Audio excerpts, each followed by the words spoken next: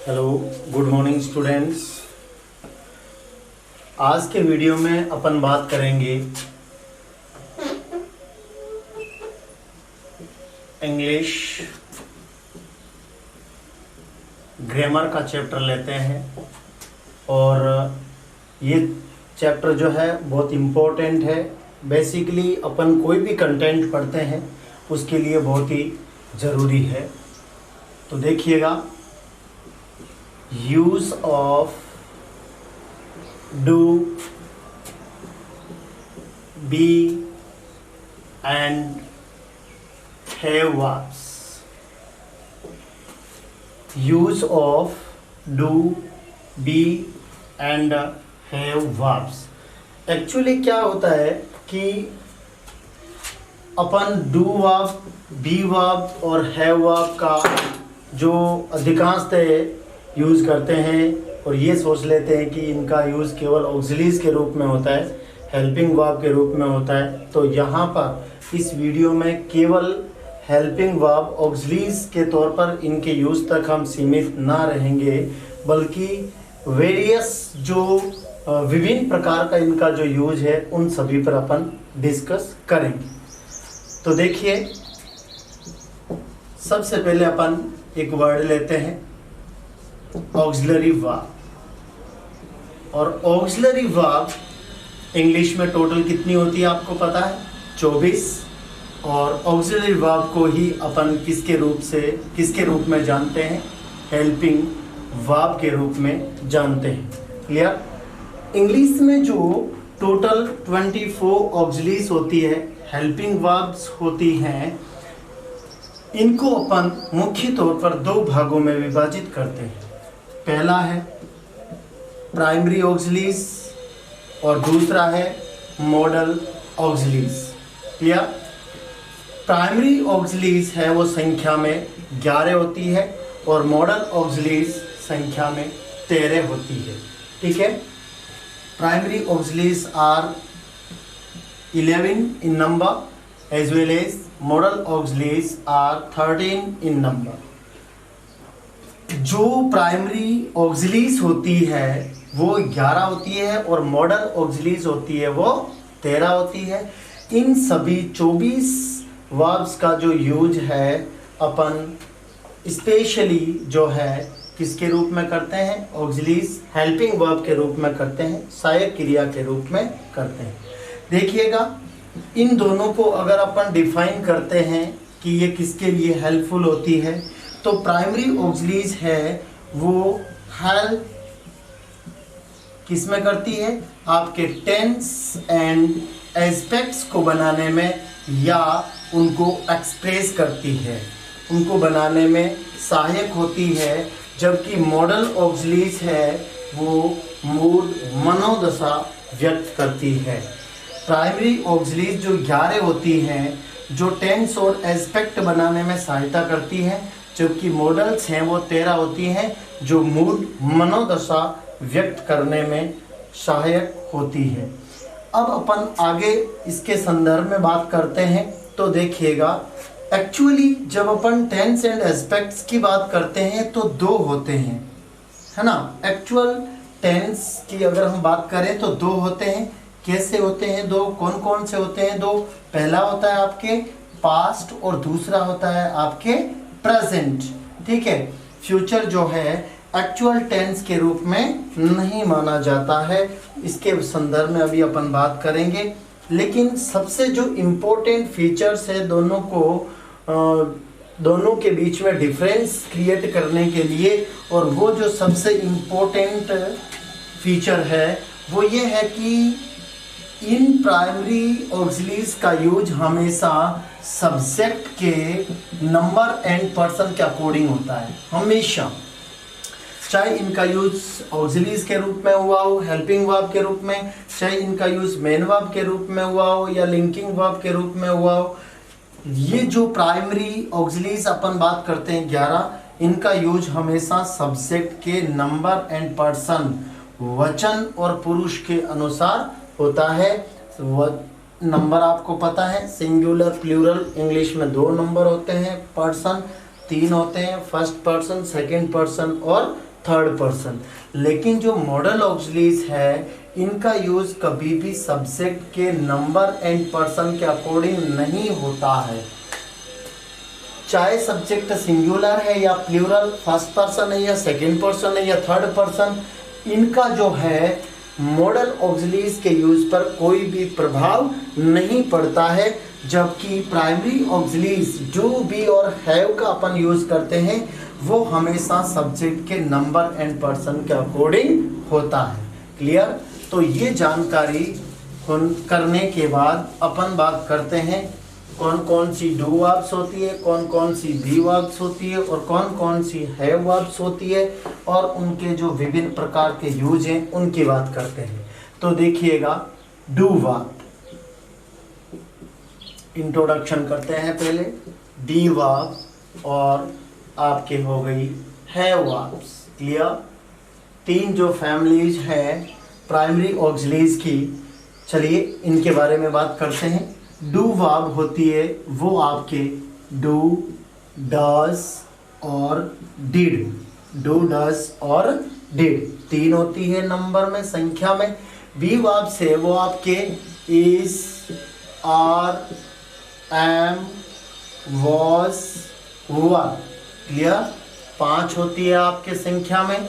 और have verb से वो आपके हैज, हैव और हैड, ये भी 3 होती है।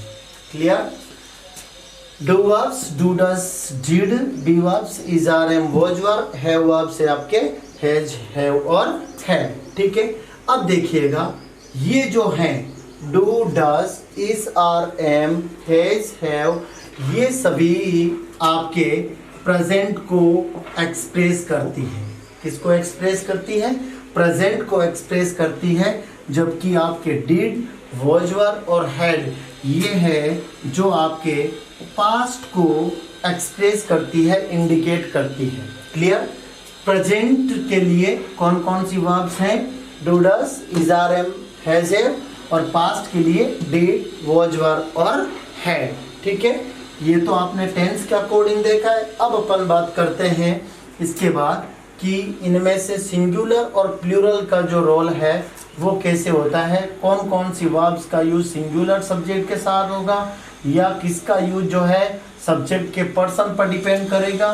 तो देखिएगा, डू है वो आपके है प्लूरल, बहुवचन। डज है वो है आपके सिंगुलर, एक वचन। इज है आपके सिंगुलर, एक वचन। आर है आपके प्लूरल, बहुवचन। और एम का स्पेशली यूज जो है केवल आई के साथ होता है, जो फर्स्ट पर्सन है। और फर्स्ट पर्सन में केवल आई, ना कि वी के साथ, बल्कि आई के साथ हमेशा एम का प्रयोग होता है। और इसके बाद देखिएगा, हैज आपके सिंगुलर सब्जेक्ट के साथ, हैव आपके प्लूरल सब्जेक्ट के साथ। ठीक है? इसी प्रकार से देखो आगे बात करते हैं डिड। इसका यूज सिंगुलर और प्लूरल दोनों सब्जेक्ट के साथ हो सकता है और होता है। क्लियर? चाहे सब्जेक्ट सिंगुलर है या प्लूरल, दोनों के साथ में डिड का प्रयोग हो सकता है। और ठीक ऐसी बात अपन जानते हैं किसके साथ? हेड के साथ, कि सब्जेक्ट सिंगुलर हो या प्लूरल। ठीक है? दोनों के साथ में आप किसका यूज कर सकते हो? हेड का यूज कर सकते हो और होता है। ठीक है? जहां पे इनका यूज होना है। डिड और हैव जो है वो सिंगुलर और प्लूरल बोथ सब्जेक्ट के साथ में प्रयुक्त हो सकता है। वॉज का यूज जो है वो आपके सिंगुलर और वर का जो यूज है आपके प्लूरल। क्लियर? तो यहाँ पे अपन ने बात की कि कौन सी वर्ब्स जो है आपके प्रेजेंट और कौन सी जो है आपके पास्ट को एक्सप्रेस करती है। ठीक है? और इसके बाद में कौन सी वर्ब का यूज जो है सिंगुलर सब्जेक्ट के साथ होगा और कौन किसका जो यूज है प्लूरल सब्जेक्ट के साथ होगा। और डिड और हैव दोनों ऐसी वर्ब है जिनका जो यूज है सिंगुलर और प्लूरल दोनों प्रकार के सब्जेक्ट के साथ होता है। क्लियर? अब अपन चलते हैं, एक एक फैमिली को लेते हैं और उसका जो है विभिन्न प्रकार से जो यूज है उसके ऊपर डिस्कस करते हैं, स्टडी करते हैं। चलिए सबसे पहले अपन बात करते हैं आपके डू वर्ब्स, ठीक है।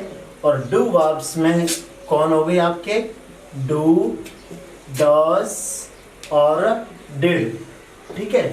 डू आपके प्लूरल है, ठीक है, और डज आपके सिंगुलर है, और डिड आपके प्लूरल और सिंगुलर, प्लूरल एंड सिंगुलर दोनों के साथ में प्रयुक्त हो सकती है।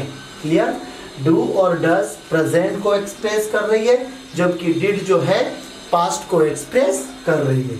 अब अपन इनके यूसेस की बात करते हैं कि इनका जो यूज है वो आप किस किस संदर्भ में किस किस प्रकार से कर सकते हैं। क्लियर। पहले प्रकार की बात करते हैं अपन as an auxiliary verb. As an auxiliary verb मतलब मैं बात करता हूं कि इनका यूज अपन किस संदर्भ में कर रहे हैं, हेल्पिंग वर्ब के संदर्भ में कर रहे हैं। क्लियर। और हेल्पिंग वर्ब के रूप में इनका प्रयोग करेंगे तो हमेशा ध्यान रखिएगा डू और डज, इनके साथ में हमेशा मेन वर्ब की कौन सी फॉर्म आएगी, बेस फॉर्म आएगी, प्रेजेंट फॉर्म आएगी, और डिड के साथ भी हमेशा मेन वर्ब की प्रेजेंट फॉर्म आएगी। तो यहाँ आपको ये देखने को मिलता है कि यदि डू डज डिड का use as an auxiliary verb हुआ है, हेल्पिंग वर्ब के तौर पर होता है, तो इनके साथ हमेशा बेस फॉर्म आती है, मेन वर्ब की प्रेजेंट फॉर्म का यूज होता है। और do does plus present form जो है आपके प्रेजेंट इंडेफिनिट टेंस बनाती है, और did plus present form of main verb है आपके पास्ट इंडेफिनिट टेंस जो है बनाती है। क्लियर। आप यूँ कह सकते हो सिंपल प्रेजेंट, ठीक है, और सिंपल पास्ट। ओके। तो यहाँ पे देखिएगा ऑक्सिलरी वर्ब के रूप में, हेल्पिंग वर्ब के रूप में, सहायक क्रिया के रूप में जब आप इनका प्रयोग करेंगे तो देखिएगा डू डज और डिड के साथ हमेशा मेन वर्ब की प्रेजेंट फॉर्म आती है, बेस फॉर्म आती है, और do does plus present form simple present tense, present indefinite tense बनाती है, जबकि डिड प्लस प्रेजेंट फॉर्म जो है वो सिंपल पास्ट या पास्ट इंडेफिनिट टेंस बनाती है। क्लियर। सबसे इंपॉर्टेंट बात क्या है कि जो डू वर्ब्स होती है, डू डज और डिड, इनका यूज जो है never, do verbs never used in affirmative और पॉजिटिव सेंटेंसेस। मैं किसके रूप में बात कर रहा हूँ, इनका यूज ऑक्सिलरीज के रूप में बात कर रहा हूँ, हेल्पिंग वर्ब के रूप में बात कर रहा हूँ। और यदि डू वर्ब का यूज आप हेल्पिंग वर्ब के रूप में कर रहे हैं तो आप इनका यूज कभी भी सकारात्मक वाक्य में नहीं करेंगे। इनका यूज कहाँ पे होगा, केवल जो है आपके नेगेटिव एंड क्वेश्चनिंग सेंटेंसेस में ही होगा। क्लियर। चलिए एग्जाम्पल की बात करते हैं। जैसे अफर्मेटिव अगर मैं सेंटेंस लेता हूँ प्रेजेंट इंडेफिनिट या पास्ट इंडेफिनिट, ठीक है, दे ऑफन कम लेट। तो यहाँ पे देखिएगा, यहाँ पर अपन ने डू वर्ब का यूज हेल्पिंग वर्ब के रूप में नहीं किया है। और क्यों नहीं किया है, क्योंकि सेंटेंस आपका कैसा है, अफर्मेटिव है, पॉजिटिव है, ठीक है ना। She went there yesterday, she went there yesterday. यहाँ पे देखिएगा पास्ट इंडेफिनिट का एग्जाम्पल लिया है, ठीक है, ये प्रेजेंट इंडेफिनिट का है, ये पास्ट इंडेफिनिट का है, ठीक है ना। तो यहाँ पे अपन ने अफर्मेटिव या पॉजिटिव सेंटेंस लिया है, इसलिए यहाँ पर डू वर्ब का यूज हेल्पिंग वर्ब के रूप में नहीं होगा। लेकिन अगर मैं नेगेटिव और क्वेश्चनिंग सेंटेंस की बात करूं, यदि इसका मैं नेगेटिव सेंटेंस बनाऊंगा तो क्या हो जाएगा, they do not come late, they do not come late. या अगर क्वेश्चनिंग सेंटेंस बनाएंगे तो क्या हो जाएगा, do they come late, okay.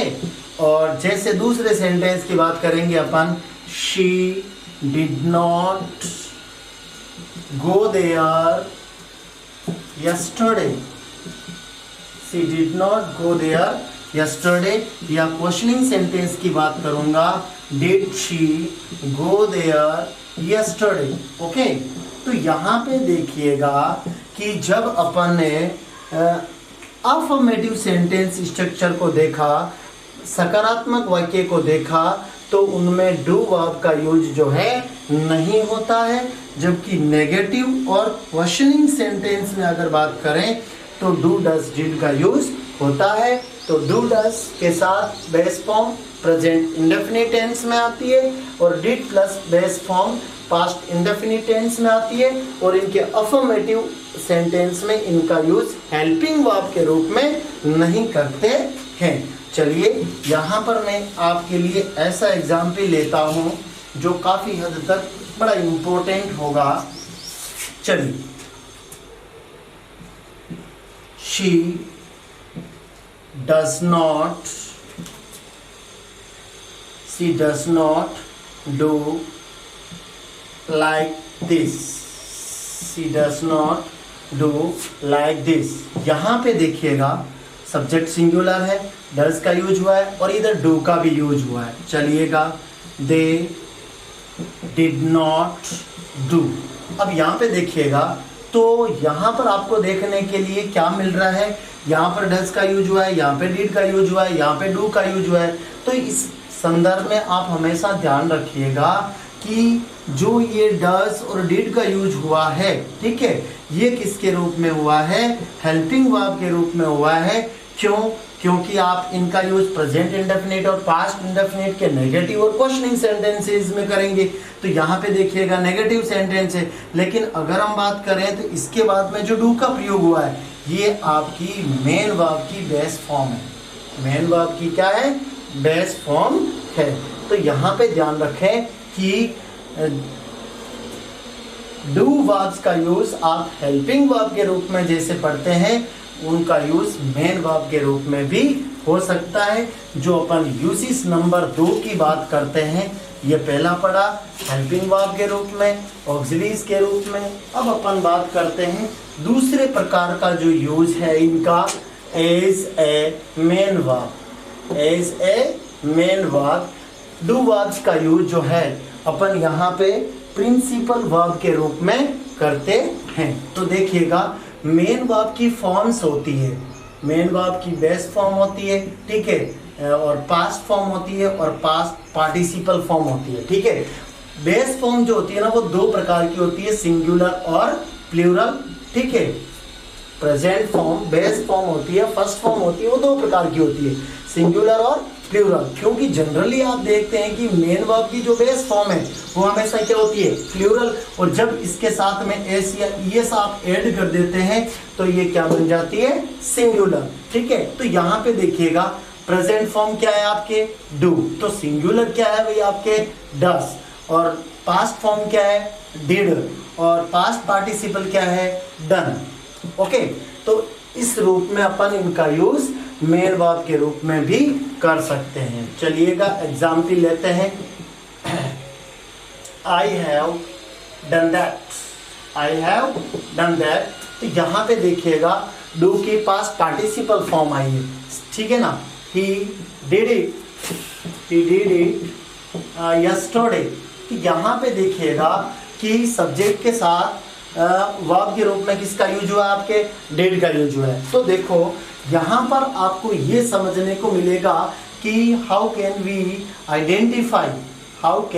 Identify, हम किस प्रकार से पहचान सकते हैं कि ये जो यूज हुआ है डिड का वो हेल्पिंग वर्ब के रूप में है या मेन वर्ब के रूप में। तो यहाँ पे देखिएगा कि पहली चीज है, बोलिएगा वर्ब के रूप में केवल किसका प्रयोग हुआ, डिड का, केवल डिड का प्रयोग हुआ। अच्छा, आप हमेशा ध्यान रखिएगा कि जनरली जहां पर हेल्पिंग वर्ब है उसके साथ हमेशा किसका यूज होता है, मेन वर्ब का यूज होता है। क्लियर? अब देखो मेन वर्ब का यूज होना एक सेंटेंस के लिए कंपलसरी है, क्लियर। जबकि बिना हेल्पिंग वर्ब के आप सेंटेंस बना सकते हैं, बिना हेल्पिंग वर्ब के सेंटेंस बना सकते हैं। कौन सा? अभी अपन ने देखा था प्रेजेंट इंडेफिनिट और पास्ट इंडेफिनिट का अफर्मेटिव सेंटेंस बिना डू वर्ब का ऑक्सिलरी वर्ब के रूप में प्रयोग करते हुए अपन ने सेंटेंस बनाया था। लेकिन मेन वर्ब का यूज जो है वो प्रिंसिपल है, कंपलसरी है, मुख्य तौर पर आपको प्रयोग करना होगा। क्लियरली आप समझ गए? तो अब इसमें देखिएगा सेंटेंस कैसा है, अफर्मेटिव, और सेंटेंस अफर्मेटिव है। और यहाँ पर आप ये भी देख सकते हैं पास्ट इंडेफिनिट टेंस की एडवर्ब आ रखी है। तो यहाँ पे आपको ये पता चल गया होगा कि जो डू का यूज है वो डिड का यूज है वो डू की पास्ट फॉर्म के रूप में हुआ है, सेकेंड फॉर्म के रूप में हुआ है। क्लियर? अब अगर बात करते हैं कि डज इट डेली, तो यहाँ पे देखिएगा अपन ने किसका यूज किया? डज का यूज किया। अब बताइए ये हेल्पिंग वर्ब के रूप में है या मेन वर्ब के रूप में है? वही बात है, वर्ब के रूप में केवल किसका प्रयोग हुआ? डज का प्रयोग हुआ। अच्छा, सेंटेंस कैसा है? अफर्मेटिव है, ठीक है। और यहाँ से आप यहाँ से टेंस की भी पहचान कर सकते हैं, प्रेजेंट इंडेफिनिट है, ठीक है। तो अगर ये हेल्पिंग वर्ब के रूप में होता तो पहली बात है या तो सेंटेंस कैसा होता? नेगेटिव होता या क्वेश्चनिंग होता, जबकि ऐसी बात नहीं है यहाँ पे। तो दूसरी बात जो है यहाँ पर डज का यूज जो है किसके रूप में हुआ है? स्वतंत्र, केवल अकेले ही इसका यूज हुआ है। तो यहाँ पे देखिएगा ये मेन वर्ब की बेस फॉर्म डू है, जिसके साथ में आपने एस या ईएस ऐड किया और डज बनाया। क्यों? क्योंकि यहाँ पर सब्जेक्ट क्या है? सिंगुलर है। ओके, चलिए तो इसके बाद अपन बात करते हैं डू वर्ब्स का यूज। पहले किसके रूप में पढ़ा आपने? हेल्पिंग वर्ब के रूप में। फिर आपने किसके रूप में पढ़ा? मेन वर्ब के रूप में। चलिए तीसरे प्रकार की बात करते हैं कि डू वर्ब का यूज किसके रूप में होता है।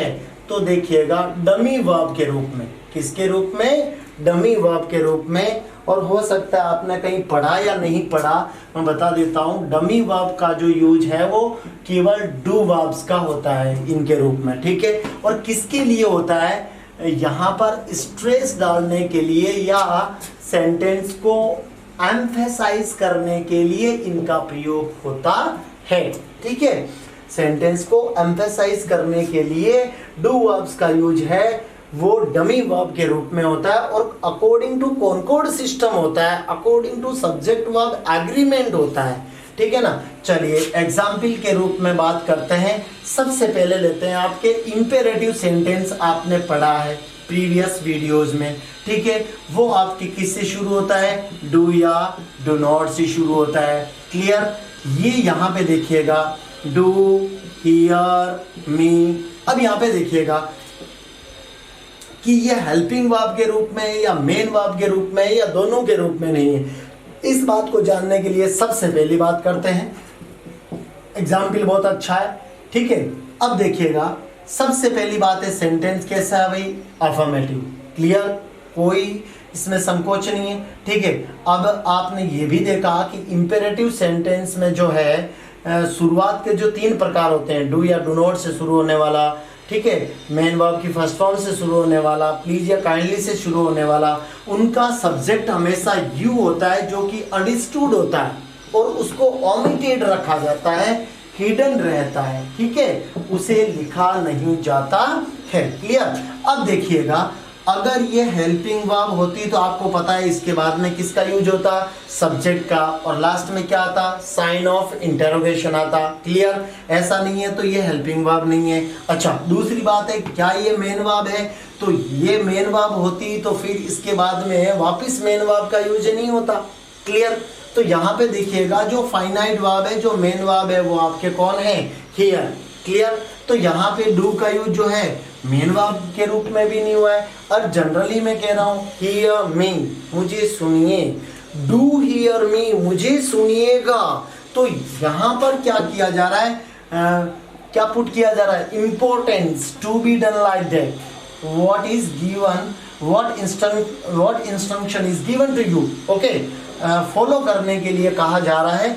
तो यहाँ पे देखिएगा ये सेंटेंस को एम्फसाइज करने के लिए डू का यूज किसके रूप में हुआ है, डमी वर्ब के रूप में हुआ है। जैसे आप बात करते हैं do not make a noise here, do not make a noise here, या आप बात करते हैं don't smoke here, okay, don't smoke here.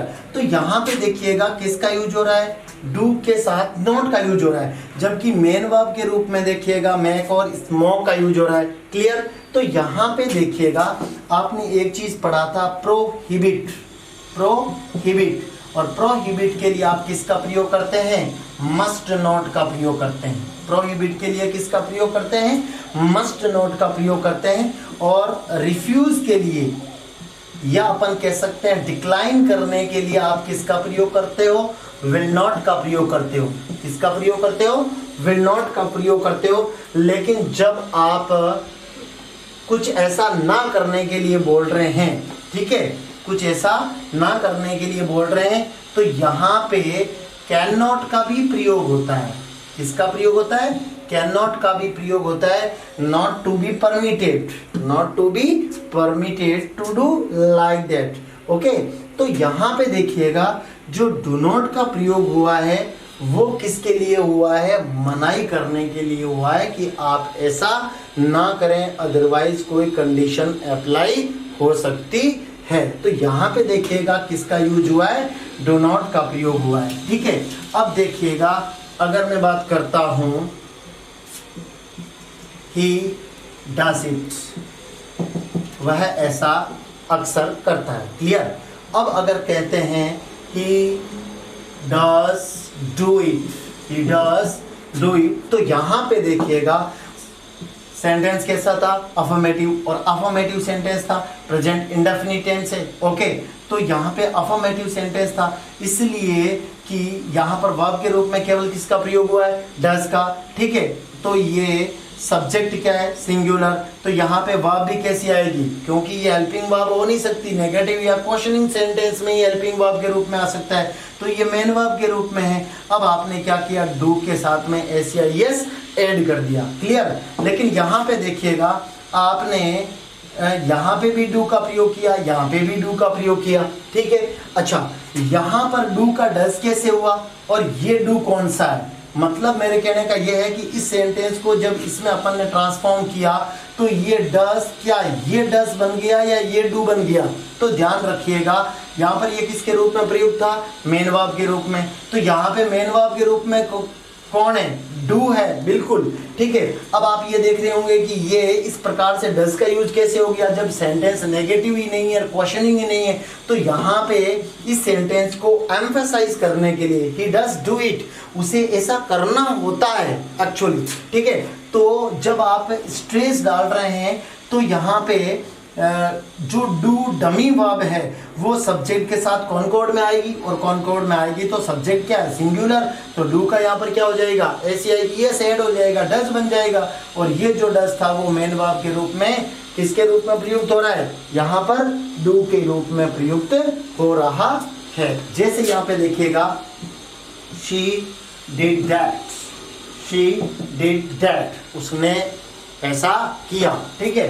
अब मैं बात करता हूं she do, she did do that. अब यहां पे देखिएगा यहां पर डिड जो है डू की पास्ट फॉर्म है, सेकेंड फॉर्म है। क्लियर। समझने में कोई दिक्कत नहीं है, ना तो सेंटेंस नेगेटिव है और ना ही सेंटेंस क्वेश्चनिंग है, ठीक है। तो इसके रूप में यहाँ पर अपन देखें तो ये मेन वर्ब की जो है डू की सेकेंड फॉर्म है। क्लियर। लेकिन यहाँ पे ना तो सेंटेंस नेगेटिव है ना ही क्वेश्चनिंग है, लेकिन डू डिड डू का यूज किया अपन ने, ठीक है ना। तो यहाँ पर जो ये डी है, ये डिड है, वो किसके रूप में आया है, डमी वर्ब के रूप में आया है। शी डिड डू दैट, उसे ऐसा करना पड़ा, ठीक है। एम्फसाइज कर रहे हैं अपन उसको, स्ट्रेस कर रहे हैं उस सेंटेंस के मीनिंग को। तो यहाँ पे देखिएगा टेंस कौन सा है, पास्ट इंडेफिनिट है, और पास्ट इंडेफिनिट है तो वहां पर जो डमी वर्ब है वो कौन आएगी, डिड आएगी, ठीक है। और ये जो पास्ट फॉर्म थी ये किस में बदल जाएगी, डिड के साथ डू में बदल जाएगी, क्लियर। यहाँ पर सेकंड फॉर्म थी, यहाँ पर फर्स्ट फॉर्म में आएगी, क्यों, क्योंकि कॉनकॉर्ड सिस्टम में तो ये आ रही है, ठीक है, और कॉनकॉर्ड सिस्टम में ये आ रही है तो यहाँ पर